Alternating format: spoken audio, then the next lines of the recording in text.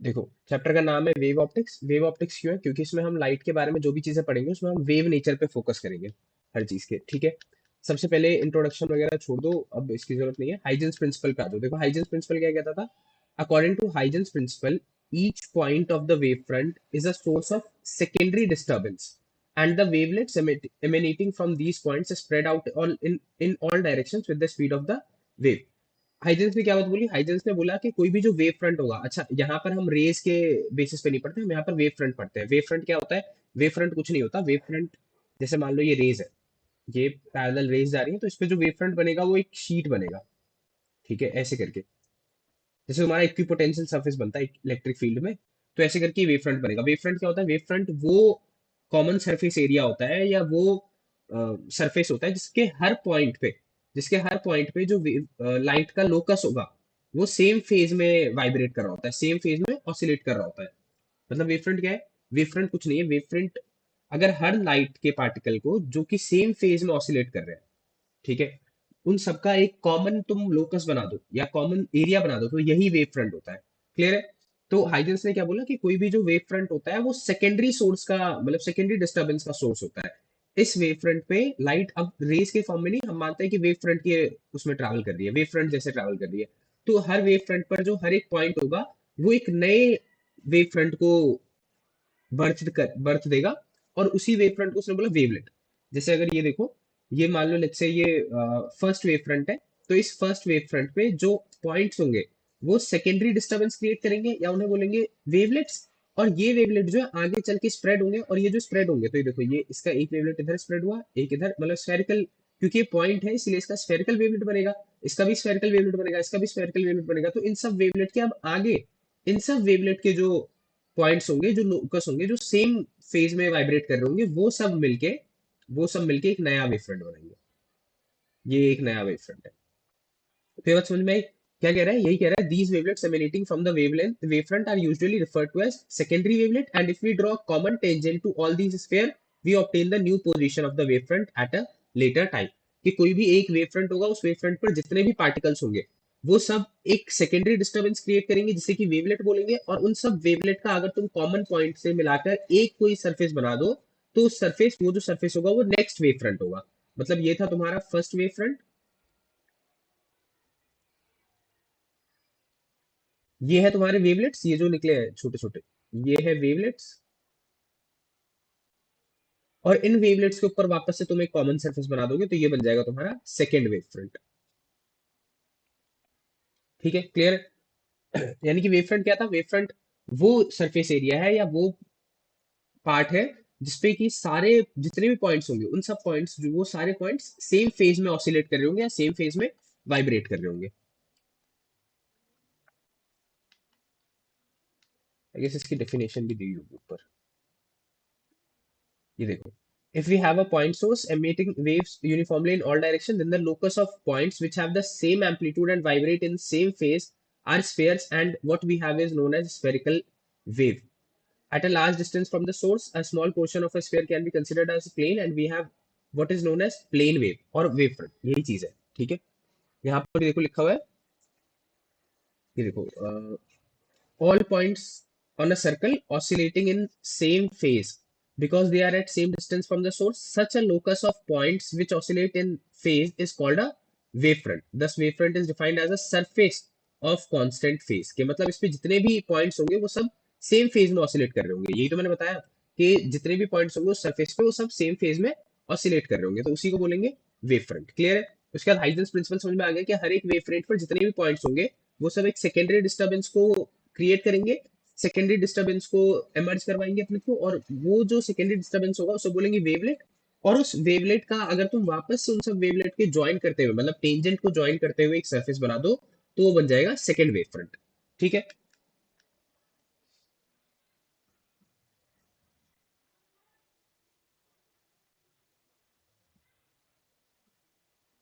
एक चीज और ध्यान देना, वेव फ्रंट हमेशा आगे की तरफ बढ़ता है, कभी भी पीछे की तरफ प्रोड्यूस नहीं होगा।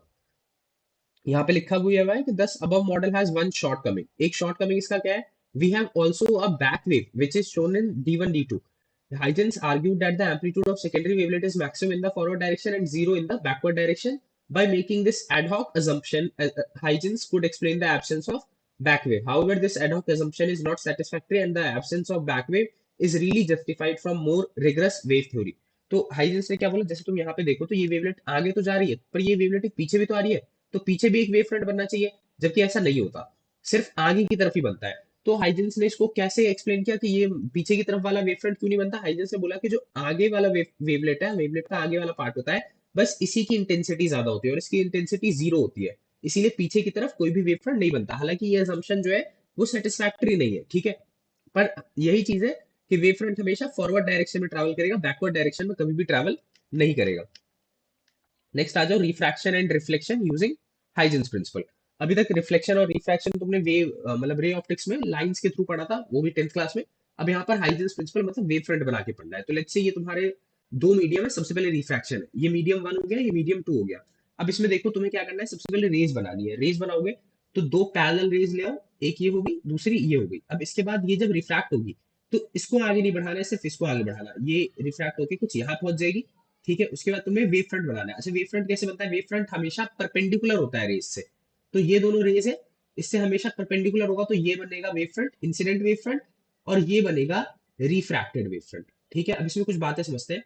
एंगल ऑफ इंसिडेंस जो होता है रे के हिसाब से अगर तुम देखोगे तो नॉर्मल यहाँ पे बनेगा और एंगल ऑफ इंसिडेंस ये है, बट वेव फ्रंट के हिसाब से देखोगे तो एंगल ऑफ इंसिडेंस ये होगा सरफेस के साथ बनता हुआ एंगल, और एंगल ऑफ रिफ्लेक्शन ये होगा सरफेस के साथ बनता हुआ एंगल। क्लियर है। तुम्हें तुम्हें सेकंड सॉरी तुम्हें रिफ्रैक्शन प्रूव करना है ना। रिफ्रैक्शन में क्या होता है, रिफ्रैक्शन होता है sine i by sine r equal to mu. अगर तुम प्रूव कर देते हो तो तुमने प्रूव कर दिया second law, sorry refraction, law of refraction. तो चलो प्रूव करने की कोशिश करते हैं। सबसे पहले इसमें देखो ट्राइंगल कौन कौन से लेने हैं, ये वाला ट्राइंगल लेना है ए बी सी, ठीक है, ये ए बी सी ट्राइंगल लेना है, और इस ए बी सी ट्राइंगल में देखो ये आई है, ठीक है, और उसके बाद फिर हम ए ई सी ट्राइंगल लेंगे। तो in triangle A B C अगर तुम लिखते हो साइन आई, तो साइन आई किसके बराबर होगा, साइन आई बराबर होगा बीसी बाई एसी के, तो साइन आई होगा बीसी बाई एसी।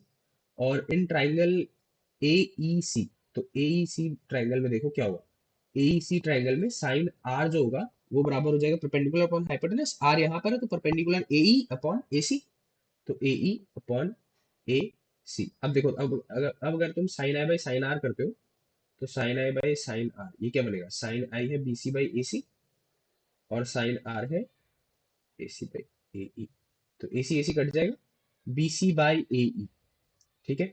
अब देखो B C by A E, B C ये है और ए ई ये है। अच्छा सोचो, जितने टाइम में लाइट इधर इस पॉइंट से इस पॉइंट पर आई होगी, उतने ही टाइम में लाइट इस पॉइंट से इस पॉइंट पर भी गई होगी। अच्छा, यहाँ पर कम डिस्टेंस ट्रैवल हुआ क्योंकि यहाँ पर मीडियम दूसरा है, यहाँ पर मीडियम डेंसर है, इसलिए यहाँ पर कम डिस्टेंस ट्रैवल हुआ, लाइट की वेलोसिटी घट गई।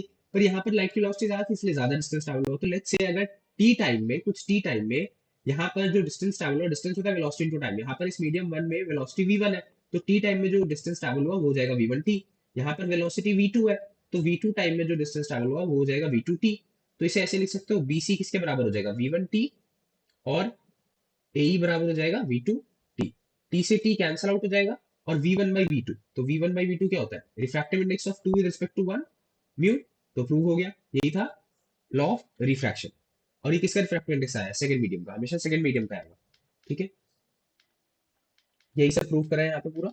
इसके बाद देखो एक चीज और है, अब अगर तुम लैम्डा पे ध्यान दो, लैम्डा मतलब ये जो डिस्टेंस है बी सी बाई ए, ये B C by E v one by we two के इक्वल आया था। अगर मान लो इसे लैम्डा मान लेते हो, जैसे कह रहा है further if lambda one and lambda two denote the wavelength of light in medium one and medium two, कि अगर लैम्डा वन और लैम्डा टू वेवलेंथ है लाइट की मीडियम वन और मीडियम टू में, तो जो डिस्टेंस ए है वो लैम्डा टू के बराबर हो जाएगा, और बी सी जो है लैम्डा वन के बराबर हो जाएगा। मतलब देखो क्या कह रहा है, ये जो बी सी है इसको लैम्डा वन मान लो, ठीक है, और इसको लैम्डा टू के बराबर मान लो।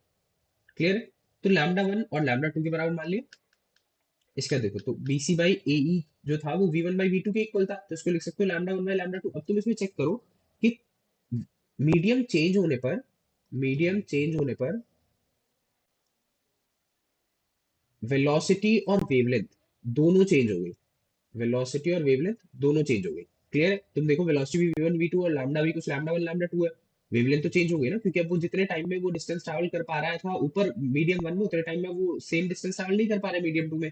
अच्छा, और अगर तुम इसको थोड़ा सा अरेंज करो, कैसे अरेंज करोगे, इसको एक काम करो, पहले तो रेसिप्रोकल कर दो, पहले इसका रेसिप्रोकल करोगे तो क्या हो जाएगा, lambda two by lambda one equal to v two by v one.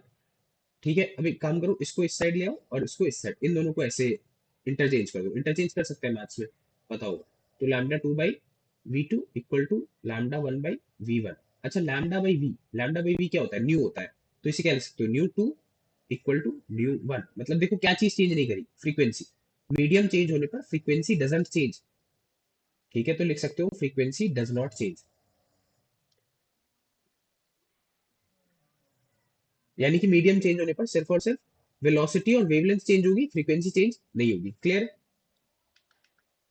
इसका देखो अब, रिफ्रैक्शन है ना, रेयर एंड मीडियम, अरे ये सब करने की जरूरत नहीं है, सेम ही चीज है, सेम ही डिराइव होगा। ठीक है, एक जगह कर लिया काफी है। नेक्स्ट देखो रिफ्लेक्शन। रिफ्लेक्शन में क्या होगा, रिफ्लेक्शन में ये देखो, यहाँ से एक लाइट की रे आई और ये ऐसे रिफ्लेक्ट बैक होकर चली गई, यहाँ से एक लाइट की रे आएगी और ये भी ऐसे रिफ्लेक्ट बैक होकर चली जाएगी। ठीक है, तुम्हें पहले तो रेज बनाने का वेव फ्रंट बनाना है। अच्छा, रेज बना दिया, अब उसके बाद वेव फ्रंट बनाना है। तो देखो, रिफ्लेक्शन के लिए जो वेव फ्रंट आएगी, जो इंसिडेंट वेव फ्रंट होगी वो ये है, ये वाली इंसिडेंट वेव फ्रंट है, जो ऐसे आके टकराई इससे। ठीक है, क्योंकि देखो ना, खुद देखो, इंसिडेंट रे कौन सी है, इंसिडेंट रे ये है, इंसिडेंट रे ये है, तो इनसे जो परपेंडिकुलर बनेगा वो यही तो वेव फ्रंट बनेगा। उसके बाद रिफ्लेक्टेड रे ये है, रिफ्लेक्टेड, उसके बाद रिफ्लेक्टेड रे ये है, तो इनसे जो परपेंडिकुलर वेव फ्रंट बनेगा वो ये बनेगा। तो ये रिफ्लेक्टेड वेव फ्रंट है और ये इंसिडेंट वेव फ्रंट है। ठीक है, तुम्हें ये दोनों ट्राइंगल लेने हैं। ये वाला ट्राइंगल कौन सा ट्राइंगल है, ए ई एन, नहीं सी है इधर। ठीक है, तो ट्राइंगल ए ई सी, और फिर ट्राइंगल लोगे, ए ई सी ले लिया, उसके बाद लोगे C B A and triangle C B A. अब इसमें जरा एक चीज चेक करो, ये साइड तो कॉमन है, ठीक है, और ये हाइपोटेनस, हाइपोटेनस मुझे एक बात बताओ, अगर इसका इधर से इधर तक का डिस्टेंस अगर तुम देखो, हम्म, एक मिनट, हाँ इसमें एक तो देखो राइट एंगल होगा, ठीक है, एक तो राइट एंगल हो गया, और एक हाइपोटेनस, हाइपोटेनस भी इक्वल होगा, हाइपोटेनस आर एच एस। एक देखो, एक तो राइट एंगल है दोनों में, ये 90 डिग्री है और इधर भी ये 90 डिग्री होगा। उसके बाद एक कॉमन साइड है जो कि ए सी कॉमन साइड है, ठीक है, और ये हाइपोटेनस, हाइपोटेनस भी इक्वल होगा, ये डिस्टेंस जो है, मतलब ई सी इक्वल टू ए बी होगा। तो आर एच एस, मतलब आर एच एस क्राइटेरियन से तुमने ट्राइंगल को कॉन्ग्रुएंट कर दिया, एक राइट एंगल हो गया, एक हाइपोटेनस हो गया और एक साइड हो गया। अब अगर ये ट्राइंगल कॉन्ग्रुएंट हो गए तो ये जो एंगल आई है वो एंगल आर के इक्वल हो जाएगा, जो कि तुम्हारा angle of, sorry, reflection, law of reflection prove कर देगा। ठीक है, तो वो भी हो गया। अच्छा, इसके बाद ये देखो, ये कुछ वेव फ्रंट बना रहे हैं, तुम्हें प्रिज्म से गुजरता हुआ कैसा वेव फ्रंट होगा और बाकी सब चीजों से। तो जरा खुद देखो, प्रिज्म से जो लाइट जाती है, देखो हमेशा पहले रेज बनाना, मैं पहले बता रहा हूँ, हमेशा पहले रेज बनाना। देखो, प्रिज्म से जब कोई लाइट जाती है तो वो ऐसे बेंड हो जाती है। ठीक है, अब अगर ऐसे बेंड हो गई तो पहले वेव फ्रंट ऐसा बनेगा, दूसरा वेव फ्रंट ऐसा बनेगा। ठीक है, वही चीज यहाँ पे बनाई है। अब देखो कन्वेक्स लेंस, कन्वेक्स लेंस से अगर कोई भी रे जाएगी, तो कन्वेक्स लेंस से रे जाने पे वो ऐसे होगी।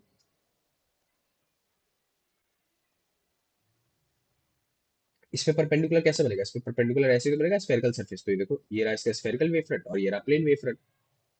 अब ये क्या है, ये है reflection of plane wave by concave mirror. अच्छा, कनकेव मिरर से कैसे बनेगा, तो देखो कनकेव मिरर से ही बना देते हैं। ये है तुम्हारा कनकेव मिरर। अच्छा, कनकेव मिरर पे जब कोई लाइट आती है तो वो लाइट रे कैसे जाएगी, ये वाली तो ऐसे स्ट्रेट चली जाएगी, ये वाली कुछ ऐसे जाएगी, और ये वाली कुछ ऐसे जाएगी, यहाँ पे फोकस पे आके मीट करती है ना, तो यहाँ से पैरेलल जाएगी, और उसके बाद यहाँ से आते टाइम देखो ऐसे होगी, ऐसे आएगी, है ना, फोकस की तरफ। तो ये हो गया इंसिडेंट वेव फ्रंट और ये हो गया रिफ्लेक्टेड वेव फ्रंट। क्लियर। कैसे बनेगा, तुम्हें सबसे पहले रे डायग्राम बनाना है, एक बार तुमने रे डायग्राम बना दिया तो फिर अपने आप ही वेव फ्रंट बना दोगे। क्लियर है, ठीक है। अब देखो आगे बढ़ते हैं, इसके अंदर जो coherent and incoherent addition of waves, सबसे पहले कोहेरेंट वेव्स और इनकोहेरेंट वेव्स क्या होते हैं वो समझ लेना। कोहेरेंट वेव्स वो होते हैं जो कि एम्पलीट्यूड, फ्रीक्वेंसी और फेज दोनों, या तो फेज डिफरेंस कांस्टेंट हो या फिर फेज डिफरेंस सेम हो।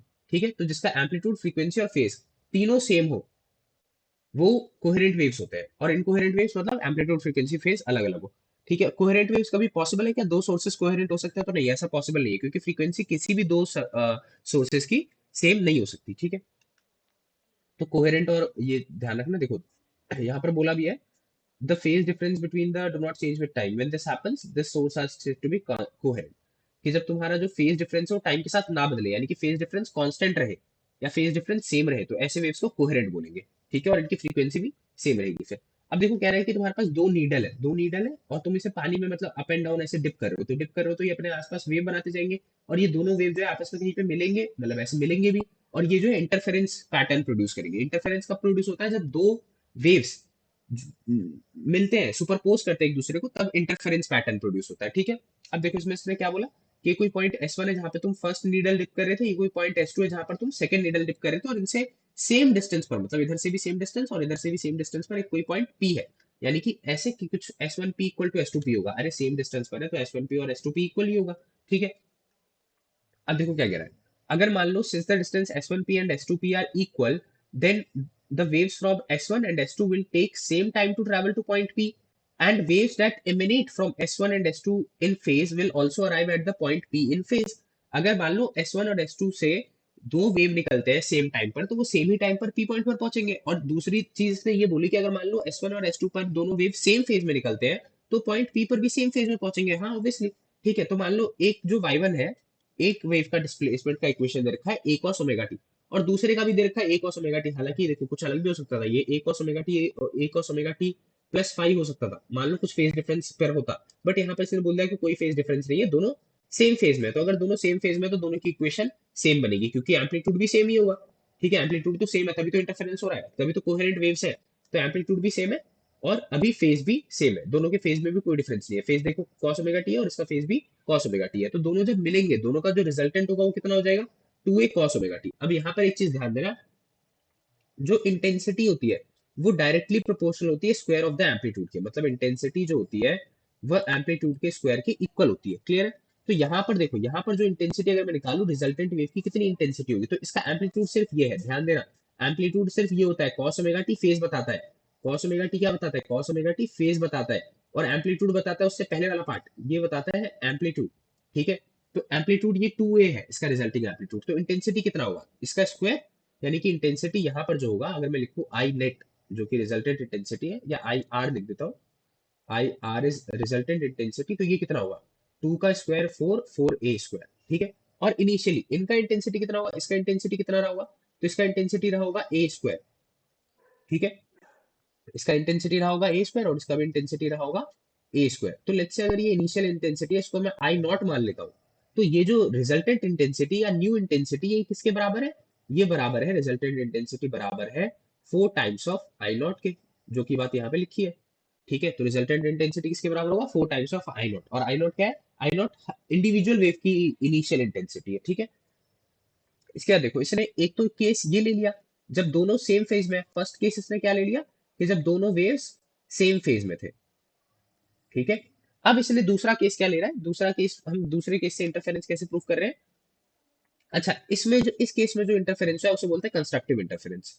ठीक है, क्योंकि यहाँ पर इंटेंसिटी बढ़ी है, इंटेंसिटी डबल हो गई है, 4 I0 हो गई है, तो इसे हम बोलते हैं कंस्ट्रक्टिव इंटरफेरेंस। अच्छा, दूसरा केस क्या लिया है? दूसरा केस ले लिया है S2Q minus S1Q equal to 2 lambda के, S2Q और S1Q के बीच में 2 लैम्डा का डिफरेंस है। अभी तो तुमने क्या लिया था? S1P और S2P कैसे था?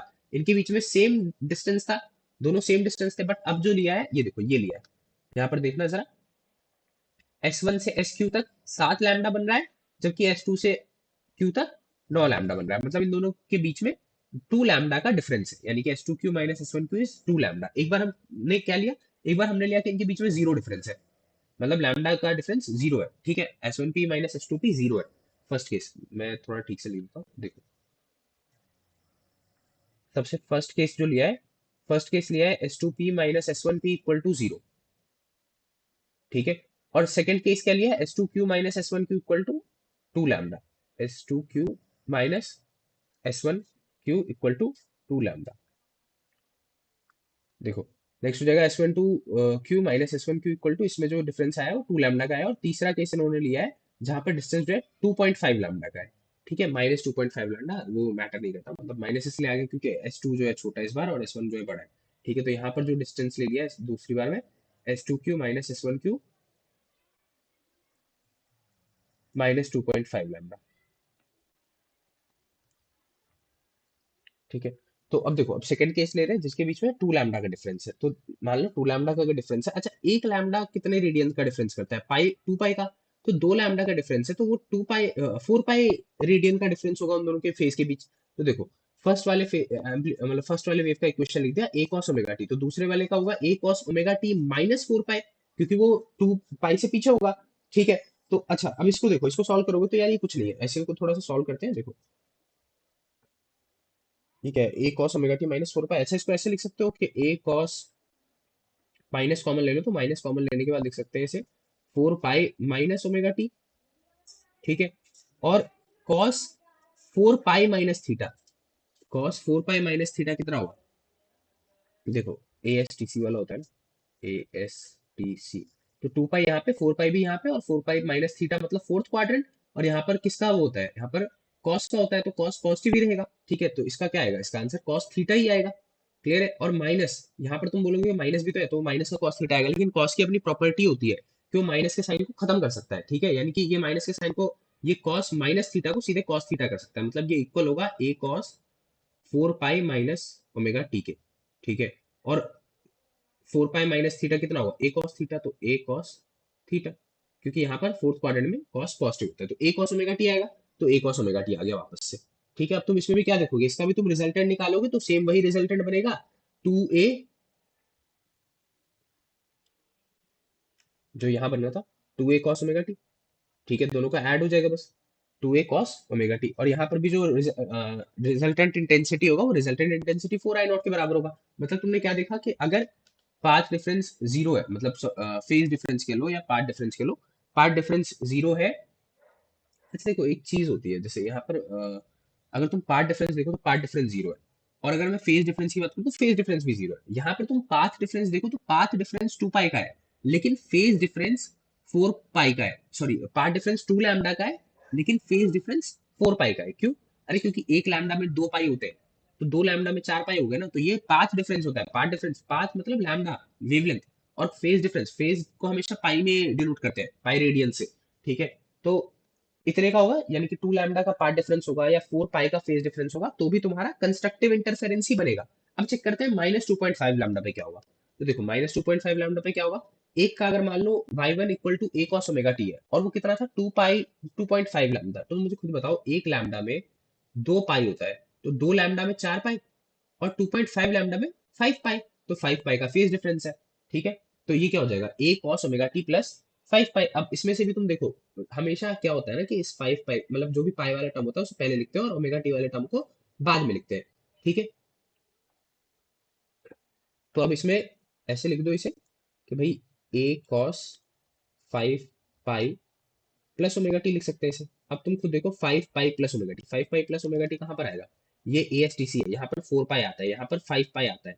तो 5 पाई प्लस कह रहा है ना, मतलब इस वाले क्वाड्रेंट में, थर्ड क्वाड्रेंट में, और थर्ड क्वाड्रेंट में कॉस क्या होता है? नेगेटिव होता है। यहाँ पर टैन चलता है, ये ऑल पॉजिटिव होता है, ये साइन कॉसिक पॉजिटिव, ये टैन कॉट पॉजिटिव, और ये कॉस सेक। ठीक है, तो यहाँ पर टैन कॉट पॉजिटिव होता है सर, बाकी कॉस नेगेटिव होगा। तो इस क्वाड्रेंट में कॉस नेगेटिव आएगा, यानी कि इसका फॉर्मूला क्या आएगा? ए कॉस थीटा माइनस का ए कॉस थीटा माइनस ए कॉस थीटा, थीटा की जगह पर ओमेगा टी, यानी कि माइनस का ए कॉस ओमेगा टी। अब तुम खुद देखो, इसका रिजल्टेंट इंटेंसिटी कितना आएगा? -a plus A, zero. तो इसका रिजल्टेंट इंटेंसिटी कितना है? जीरो। इसका मतलब ये कैसा इंटरफेरेंस है? ये डिस्ट्रक्टिव इंटरफेरेंस है। ठीक है, ये डिस्ट्रक्टिव इंटरफेरेंस है। अब थोड़ा सा समराइज करते हैं, समराइज करेंगे, और समराइज करके बोलेंगे कि अगर मान लो तुम्हारे दोनों वेव के बीच का जो पाथ डिफरेंस है, ध्यान देना मैं पाथ डिफरेंस की बात कर रहा हूँ, जब भी पाथ डिफरेंस एन लैम्बडा का मल्टीपल होगा, एन लैम्बडा का मतलब मल्टीपल मतलब कि या तो 0 लैम्बडा हो, एन की जगह पर 0 1 2 3 पुट करे जाओ, या तो 0 लैम्बडा हो। और 0 लैम्बडा वाला कौन सा केस था? हमारा फर्स्ट केस था। ठीक है, उसके बाद फिर 2 लैम्बडा का डिफरेंस था, तो 2 लैम्बडा, या तो 2 लैम्बडा हो, या 1 लैम्बडा हो, 3 लैम्बडा हो, 4 लैम्बडा हो, कुछ भी हो। तो तुम्हारा जो इंटरफेरेंस बनेगा वो कंस्ट्रक्टिव इंटरफेरेंस बनेगा। क्लियर है? एन लैम्बडा पे, यानी कि ये मेन फॉर्मूला है जो तुम्हें याद रखना है। ये तुम्हें याद रखना है कि भाई कंस्ट्रक्टिव इंटरफेरेंस के लिए क्या फॉर्मूला है? कंस्ट्रक्टिव इंटरफेरेंस के लिए फॉर्मूला है कि पाथ डिफरेंस जो है एन लैम्बडा का हो। ठीक है, कि P equal to L lambda हो, path difference equal to L lambda. और डिस्ट्रक्टिव इंटरफेरेंस के लिए क्या फॉर्मूला है? डिस्ट्रक्टिव इंटरफेरेंस के लिए फॉर्मूला है कि पाथ डिफरेंस जो है वो ऑड मल्टीपल ऑफ लैम्बडा हो। वो देखो 2.5 था, है ना? तो ये जो है n plus one lambda by two का, n plus one, n plus half lambda, n plus half lambda का पार्ट डिफरेंस हो। क्लियर? तो ये दोनों था। ये कंस्ट्रक्टिव के लिए हो गया और ये डिस्ट्रक्टिव के लिए हो गया। पाथ डिफरेंस का फॉर्मूला तुम्हें ये याद रखना था। मेन जो हमने यहाँ से डिराइव करने की कोशिश करी वो ये डिराइव करने की कोशिश करी। कैसे डिराइव करने की कोशिश करी? First case, second case, third case.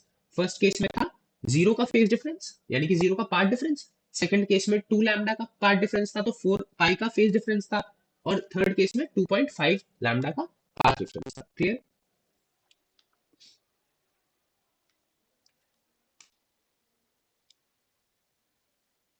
अब देखो, अब कोई भी वेव मान लो, कोई भी दो वेव मान लो। अब तक तो हमने अपने हिसाब से लिया था कि भाई उसके बीच में पार्ट डिफरेंस हमने जीरो कर दिया, फिर पार्ट डिफरेंस 2 लैम्डा कर दिया, फिर 2.5 लैम्डा कर दिया। आप कुछ भी कर लो कि अब जो मान लो फेज में डिफरेंस कुछ भी, एक cos ओमेगा टी है तो दूसरे की फेज में फाई का डिफरेंस है, यानी कि a cos omega t plus phi हो जाता है। तो इसका रिजल्टेंट अगर तुम निकालते हो तो y1 प्लस y2, यानी कि a cos omega t plus a cos omega t plus phi. अच्छा, ये क्या बन गया? ये बन गया cos a plus cos b. तो cos a plus cos b का फॉर्मूला होता है two cos a plus b by two और cos a minus b by two. तो तुम्हारे पास टोटल जो रिजल्टेंट आ जाएगा वो ये आ जाएगा। मैंने क्या बोला है? हमेशा कॉस ओमेगा टी वाला जो है ये सिर्फ फेज बताता है।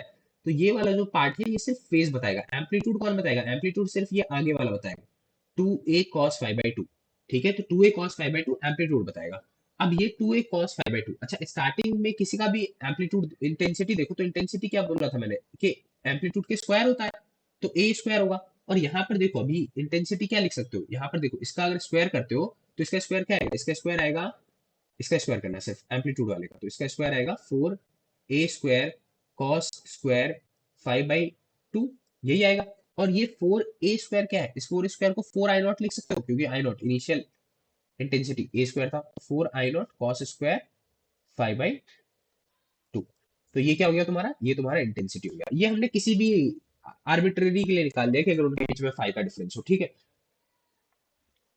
बाकी तुम इसी फॉर्मूले से चलो। यही मेन था, मतलब ये जनरल फॉर्म होता है ना, जनरल फॉर्मूला, तो ये जनरल फॉर्मूला कह सकते हो। अब तुम देखो फाई के हिसाब से कुछ भी ले लो। अगर तुम फाई को मान लो जीरो ले लेते हो, अगर तुम फाई को जीरो ले लेते हो तो फाई को जीरो लेने पे क्या होगा? ये कॉस स्क्वायर जीरो हो जाएगा, और जीरो मतलब 1। तो ये सबसे मैक्सिमम इंटेंसिटी आएगा 4 नॉट। मतलब ये कौन सा केस होगा? ये कंस्ट्रक्टिव का केस होगा।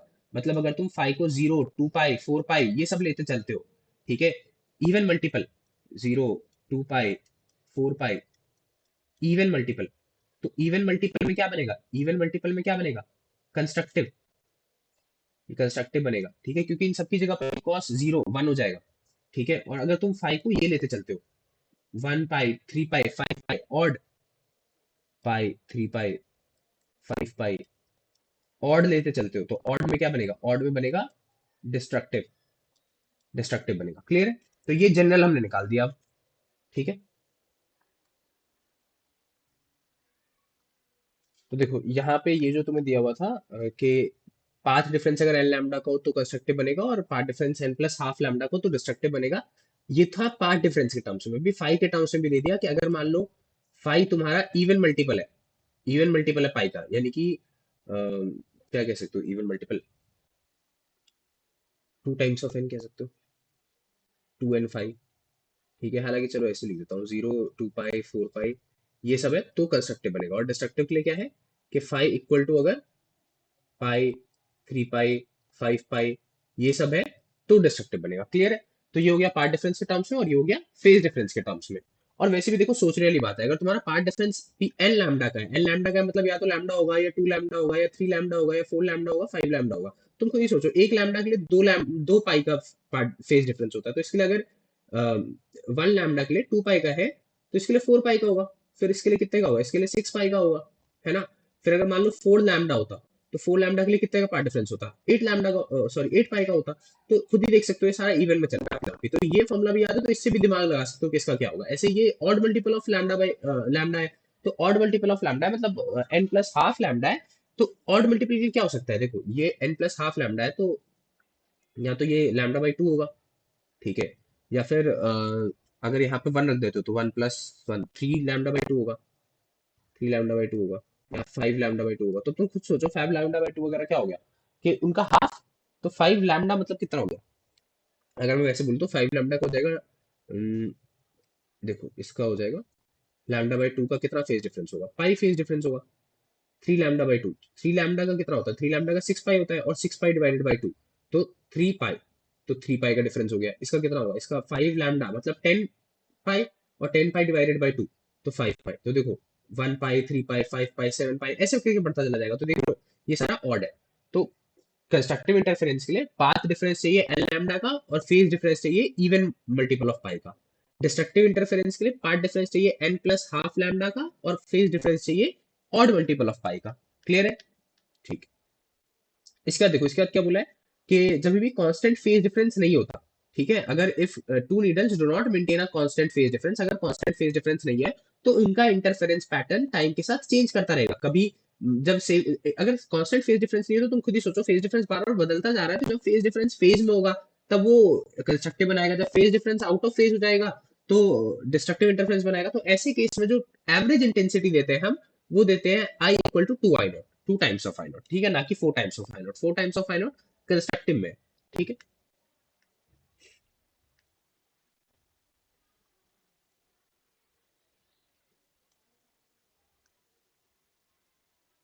अच्छा, इसके बाद देखो interference of light waves and Young's experiment. तो यंग्स एक्सपेरिमेंट देखो, तुम सबको पता होगा, एक्चुअल में से दो कोहेरेंट सोर्स का इंटरफेरेंस करवाना था, पर दो कोहेरेंट सोर्स मिलते ही नहीं, क्योंकि हर चाहे दो सोर्स अलग अलग हो, भले वो कितने भी सेम हो, सेम कंपनी से बनाए गए हो, बल्ब हो, जैसे कुछ भी हो, बट उनका सेम फ्रीक्वेंसी कभी नहीं होता। इसीलिए उससे दो कोहेरेंट सोर्स के लिए उसने क्या करा, उसने एक ओपैक स्क्रीन लिया, और उस ओपैक स्क्रीन को उसने दो स्लिट बना दिए। स्लिट मतलब दो होल कर दिए, दो बहुत ही पतले पतले कट बना दिए। तो ये दोनों जो है कोहेरेंट सोर्स की तरह एक्ट करेंगे, और इन दोनों को एक ही सोर्स से लाइट दी इसने, ठीक है। उसके पीछे एक और उसने शीट रखा, और उस शीट के पीछे मेन सोर्स था, इस सोर्स से एक लाइट रहेगी, और ये इन दोनों में बढ़ जाएगी, तो दोनों को सेम सोर्स से लाइट मिल रही है, तो दोनों ऑब्वियसली सेम फ्रीक्वेंसी की होगी। और फिर इसका इंटरफेरेंस पैटर्न उसने ऑब्जर्व किया।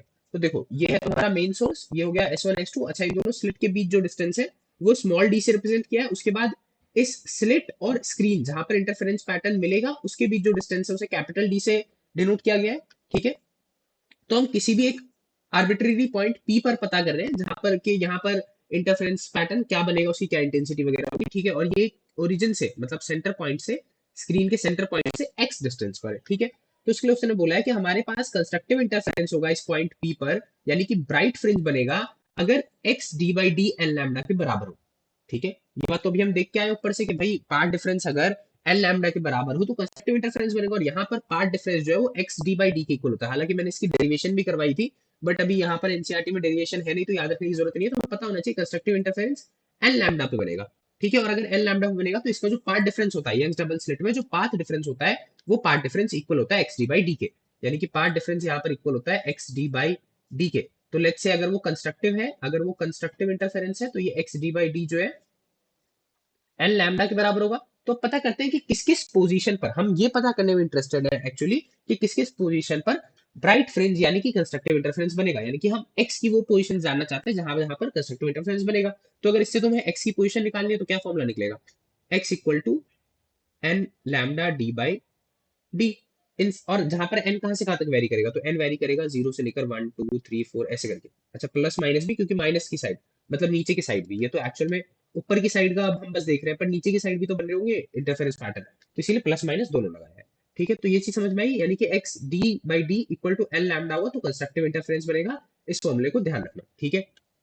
उसके बाद डिस्ट्रक्टिव इंटरफेरेंस कब बनेगा, जब एक्स डी बाई डी किसके बराबर हो, n plus one, n plus half lambda के, ठीक है। तो इसमें देखो, अगर एक्स डी बाई डी, अगर x d by D n plus half lambda के बराबर है, तो एक्स की कहाँ कहाँ वैल्यूज पे डार्क, यानी कि डिस्ट्रक्टिव इंटरफेरेंस मिलेगा, तो मिलेगा n plus half lambda D by d पे। यही चीज यहाँ पे लिखी है, और यहाँ पर एन कहाँ से कहाँ तक वेरी करेगा, जीरो वन टू थ्री, कोई इसमें शक नहीं, ठीक है।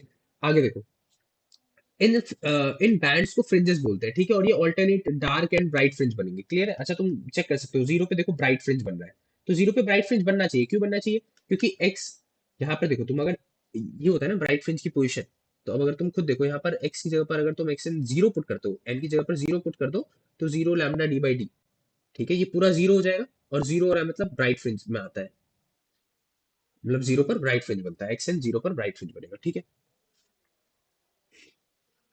तुम पोजीशन पता कर सकते हो कि पोजीशन, लेट्स से कि तुम्हें चाहिए कि फर्स्ट जो फ्रिंज बन रहा है वो ब्राइट है या डार्क है, वो पता करने के लिए तो मैंने यहाँ पर n equal to zero put कर दिया, और ये पूरा जीरो हो गया, ठीक है। मतलब इन फॉर्मुलाज का हेल्प करके तुम ये पता लगा सकते हो कि फर्स्ट ब्राइट फ्रिंज या सेकंड ब्राइट फ्रिंज या first dark fringe, second dark fringe कहाँ कहाँ पर बनेगी। उसके लिए बस तुम्हें क्या करना पड़ेगा, एन की जगह पर 1 2, जैसे मान लो मुझे पता करना है कि लेट्स से 100 ब्राइट फ्रिंज कहाँ बनेगी, तो मैं एन की जगह 100 पुट करूंगा और फॉर्मूला हो जाएगा 100 लैम्डा डी बाई डी, और मुझे पता चल जाएगा कि किस पोजीशन पर 100 ब्राइट फ्रिंज बनेगी। ऐसे ही मुझे डार्क का पता करना है, तो डार्क का पता करने के लिए वो चीजें पुट करूंगा और वैल्यूज आ जाएंगी, ठीक है। और एक और चीज, इनके बीच में एकदम इक्वल स्पेसिंग होगा, डार्क और ब्राइट फ्रिंज के बीच में देख सकते हो इक्वल स्पेसिंग होगा, मतलब इनकी विड्थ जो है सेम रहती है, ठीक है। अच्छा, विड्थ का भी एक फॉर्मूला लिखवाया था, हालांकि अब यहाँ पे नहीं पूछा है, तो बताऊंगा भी नहीं क्योंकि जरूरी नहीं है, ठीक है, तो कोई जरूरत नहीं है। समझ में आ गया वाला टॉपिक। इसके बाद देखो, इसके बाद आता है डिफ्रैक्शन। अच्छा, डिफ्रैक्शन जनरली क्या होता है, डिफ्रैक्शन में क्या होता है कि बेंडिंग ऑफ लाइट, किसी भी एक, जब किसी ऑब्जेक्ट के कॉर्नर से या एज से कोई लाइट की रे टकराती है तो हल्की सी बेंड हो जाती है, ठीक है, हल्की सी बेंड हो जाती है, और इसी को बोलते हैं डिफ्रैक्शन, बेंडिंग ऑफ लाइट, ठीक है।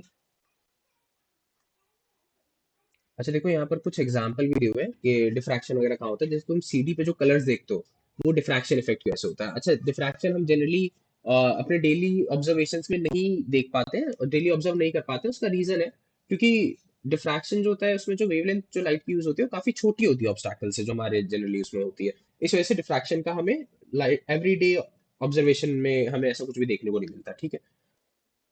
अब देखो डिफ्रैक्शन कैसे होता है और क्या होता है, तो इसके सिंगल स्लिट एक्सपेरिमेंट है। अच्छा, इस सिंगल स्लिट एक्सपेरिमेंट में ये एक सिंगल स्लिट है, इसके थ्रू तुम किसी भी पॉइंट पी पर जो रेज जा रही है वो उधर कैसा पैटर्न बनाएंगे हमें वो पता करना है। अच्छा, हमने क्या किया है, एक्चुअली हमने इस स्लिट को काफी सारे पार्ट्स में डिवाइड कर दिया। इस पार्ट्स में डिवाइड करने का क्या मकसद था, तो देखो इसके लिए हमने इसलिए किया है क्योंकि देखो यहाँ पे लिखा भी होगा,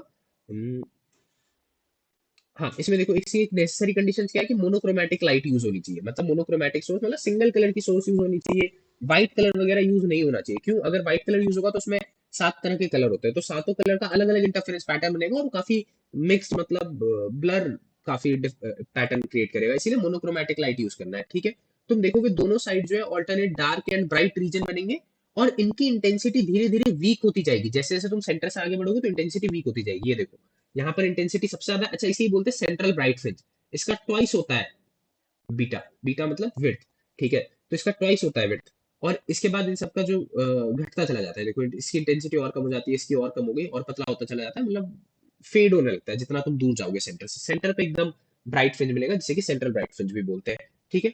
तो देखो इसको क्या किया है, एक्चुअली आइडिया क्या है इसके पीछे, to understand this which shows parallel beam of light following. अच्छा, इसमें देखो एक पैरेलल बीम ऑफ लाइट है, ये कितने एंगल पे गिर रही है, अगर तुम सेंटर से एक लाइन बना देते हो जो कि सी, जो कि सेंटर यहाँ पर शीट होगी कहीं, यहाँ पर इस शीट पे ये सेंट्रल पॉइंट होगा सी, और यहाँ पर ये कहीं पे सारी रेज जाके पी पॉइंट पर कहीं पर इंटरफेरेंस पैटर्न क्रिएट करेंगी, तो इस सी की तरफ से, सी से कितना एंगल बन रहा है रेज का, तो दैट इज थीटा, ठीक है, LMN से थीटा एंगल बना रहा है, ठीक है। तो बेसिक आइडिया क्या है, basic idea is to divide the slit into much smaller parts and add their contributions at P with the proper phase differences. We are treating different parts of the wavefront as the slit as secondary sources because these incoming wavefront is parallel to the plane of slit. These sources are in phase. देखो हम actually में क्या करना चाह रहे हैं, हम ये करना चाह रहे हैं कि हमने इस स्लिट को काफी सारे पार्ट्स में डिवाइड कर दिया है, कौन से, इतने एक पार्ट में और दो पार्ट में, दो पार्ट में डिवाइड कर दिया है, और दो पार्ट में डिवाइड होकर जितनी भी रेज जाएंगी हम उन सब रेस का अपना अपना पार्टिकुलर फेज डिफरेंस, जितने फेज डिफरेंस पे जाएंगे उन सबका यहाँ पर इंटरफेरेंस पता करेंगे, इंटरफेरेंस मतलब उसका रिजल्टेंट पता करेंगे हम, ठीक है। लेट्स से ये जो भी वेव गई और ये जो भी वेव गई और ये जो भी वेव गई, तो इन सबके बीच कुछ ना कुछ पाथ डिफरेंस होगा, ऑब्वियसली होगा, पाथ डिफरेंस को चेक करो, इसको यहाँ से जाने में बस इतना डिस्टेंस ट्रैवल करना पड़ा, जबकि देखो इसको इतना एक्स्ट्रा डिस्टेंस ट्रैवल करना पड़ा और इसको इतना एक्स्ट्रा डिस्टेंस ट्रैवल करना पड़ा, तो इन सबके बीच कुछ ना कुछ पाथ डिफरेंस होगा, कुछ ना कुछ फेज डिफरेंस होगा, तो हम उन पाथ डिफरेंस और फेज डिस्ट्रीब्यूशन को ध्यान में रखते हुए, मतलब फेज डिफरेंस को भी ध्यान में रखते हुए हम यहाँ पर रिजल्टेंट निकालेंगे, ठीक है, वही रिजल्टेंट निकालना है हमें, इसीलिए हमने इसे पार्ट्स में बांटा है, क्योंकि एक से हम नहीं कर सकते जनरली, अगर तुम सोचते कि एक रे बना के कर लेते तो वो पॉसिबल नहीं है, इसीलिए पार्ट से बांटा है, ठीक है। अब देखो, it is observe that the intensity has a central maximum at theta equal to 0 and secondary maxima at theta equal to n plus half lambda by a, which go on becoming weaker and weaker with increasing n. The minima, that is zero intensity, is at theta n lambda by a, ठीक है, where n is 1 2 3 and 4 and all. तो यहाँ पर इसने direct formula लिख दिया क्योंकि obviously derivation अब नहीं दी है हमारे उसमें सिलेबस में, ठीक है, तो डायरेक्ट इसने फॉर्मूला क्या लिखा कि थीटा इक्वल टू 0 पर तुम्हारा मैक्सिमम बनेगा, सेंट्रल मैक्सिमम, यानी कि थीटा इक्वल टू 0 पर सेंट्रल मैक्सिमम, सेंट्रल मैक्सिमम बनेगा, और theta equal to n plus half lambda by, theta equal to n plus half lambda by a. और ये ए क्या है, देखो ए क्या है इधर, ये देखो ये जो डिस्टेंस होता है ना, स्लिट विड्थ इज ए, ठीक है। तो स्लिट विड्थ जो है वो ए है। तो n plus half lambda by a पे तुम्हारा सारा मैक्सिमा बनेगा, सेकेंडरी मैक्सिमा, थर्ड मैक्सिमा, ऐसे करके यहाँ पे 2 रख दोगे तो सेकेंडरी मैक्सिमा आ जाएगा, 3 लिख दोगे तो थर्ड मैक्सिमा आ जाएगा, फोर्थ मैक्सिमा, ऐसे करके आ जाएगा। और एन लैम्डा बाई ए पर, और एन लैम्डा बाई ए पर तुम्हारा बनेगा, ये तो सेकेंडरी मैक्सिमा एंड ऑल वगैरह के लिए हो गया, ठीक है। और ये हो गया मिनिमा के लिए, कि first minima, secondary max minima, third minima, ये सब कहाँ बनेगा, उन सब के लिए ये फॉर्मूलाज हो गए। क्लियर है। तो तुम्हें बस फॉर्मूलाज याद रखने हैं, कोई भी डेरिवेशंस वगैरह यहाँ पे नहीं है, हालांकि मैंने क्लास में करवा दी थी बट करने की जरूरत नहीं है, अब तो पता लग गया, ठीक है। और इसका जो सेंट्रल मैक्सिमा होता है, इसकी विड्थ हमेशा ध्यान रखना, इसकी विड्थ हमेशा डबल होती है, ठीक है। देख लो यहाँ पे, देखो ये विड्थ जो है ये डबल है, क्योंकि इधर से बनता है और इधर से भी। और इसके बाद ये देखो, ये ग्राफ भी चेक करो जरा, वेव्स कैसे बने हुए हैं, ये देखो इसका एम्पलीट्यूड इधर सबसे ज्यादा है, उसके बाद देखो एम्पलीट्यूड घट गया, फिर और घट गया, और फिर आगे जाते जाते और घटता चला जाएगा, ये देखो एम्पलीट्यूड घट गया, फिर और घट गया, फिर और घटता चला जाएगा, मतलब जैसे जैसे तुम आगे बढ़ोगे इंटेंसिटी कम होती चली जाती है। तो डिफ्रैक्शन समझ में आया। मैं मेन वापस से समराइज कर देता हूँ, समराइज करने पे बस तुम्हें फॉर्मूला ध्यान रखना है, और कुछ नहीं ध्यान रखना है। इंटरफेरेंस के लिए देखो क्या फॉर्मूला था, स्टार्टिंग से देखो अगर तुम एकदम, तो इंटरफेरेंस के लिए फॉर्मूला है कि जहां जहां पर पाथ डिफरेंस एल लैम्डा हो या फेज डिफरेंस इसके कोरिस्पॉन्डिंग, तुम खुद ही सोच सकते हो क्या हो सकता है, 0 पाई, 2 पाई, इवन मल्टीपल ऑफ पाई। और तो वहां पर कंस्ट्रक्टिव इंटरफेरेंस बनेगा। अगर डिस्ट्रक्टिव इंटरफेरेंस चाहिए तो एन प्लस हाफ लैम्डा पे पाथ डिफरेंस ये हो, या फिर phase difference odd multiple of pi का हो, तो इन सब जगह पर डिस्ट्रक्टिव इंटरफेरेंस बनेगा। उसके बाद था Young's double slit experiment. Double slit experiment में ध्यान रखना, इनके बीच स्मॉल डी होता है डिस्टेंस, इसके बीच कैपिटल डी होता है, और एक्स डिस्टेंस पर हम किसी भी निकाल रहे हैं, तो हमेशा क्या बोला था मैंने, कंस्ट्रक्टिव इंटरफेरेंस कहां बनेगा, जहां पर एल लैम्डा हो। और इस केस में पार्ट डिफरेंस जो होता है एक्स डी बाई डी होता है, तो x d by D equal to l lambda, यहाँ से एक्स की वैल्यू निकाल लेना, l lambda D by D.